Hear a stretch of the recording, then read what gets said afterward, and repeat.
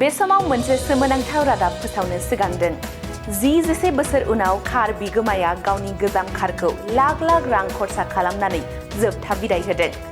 फाननायनि सोलाय 4 लाख रां खरसा खालामनानै गावनि कारखौ गाजा गोमजायै जोबथा बिदाय होदों कार बिगोमाया। सुबुंनि जिउ खुंनायाव मुवा बेसादफोरा मोनसे एंगारहायै बाहागो। नंगौ, गोबां समावनो सुबुं माहारिया जिउ खुंनायखौ गोरलै खालामनो थाखाय गोनोखोआरि मुगाजों गोरोबनानै मुवा बेसादफोरखौ बायनानै लायो।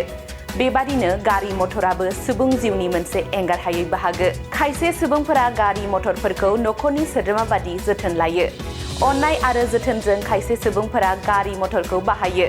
नंगौ, गोबां सुबुंफोरनि जिउआव गारि मटरा दावबायारि लोगोरि जायो। बेबादिनो नैबे रादाबनि गेजेरजों नोंथांमोननो गंसे नखर आरो गंसे गारिनि सोमोन्दोखौ मिथिहोनो सिगांदों। सासे आबादारिया गावनि अनजाथाव कारखौ सोमोनांथावै जोबथा बिदाय होदों। नखरनि सोद्रोमाखौ जेरै जिउनि जोबथा बुब्लियाव बिदाय होयो, बेबादिनो गंसे कारखौ बिदाय होदों। समाजनि नेमखान्थिजों थैनाय सुबुंखौ जेरै बिदाय होयो, बेबादिनो गाजा गोमजायै गावनि कारखौ बिदाय होदों आबादारिया। नंगौ, गुजरातनि अमरेली जिल्लानि सासे आबादारिनि नखरा गावसोरनि लाखि कारखौ मोनसे गेदेर हाबाफारि खुंनायनि गेजेरजों बिदाय होदों। मिथिनो मोननाय बादिब्ला आबादारि सन्जय फलरा आरो बिनि नखरा साधु आरो धोरोमारि दैदेनगिरिफोरजों लोगोसे गासै 1500 सुबुंफोरनि खौसेयै बाहागो लानायाव जोबथा बिदाय होयो कारखौ।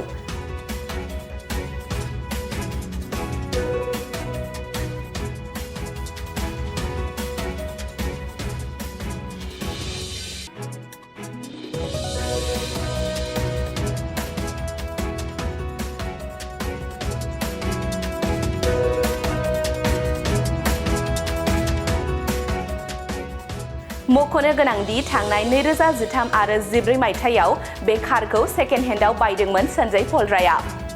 कारखौ बायनायनि उनावनो सन्जय फलरानि नखरनि थासारिया जोबोद मोजाङाव फैदोंमोन, बेनिखायनो बे कारखौ लाखि कार साननानै लादोंमोन होननानै सुलुङा फोरमायदों।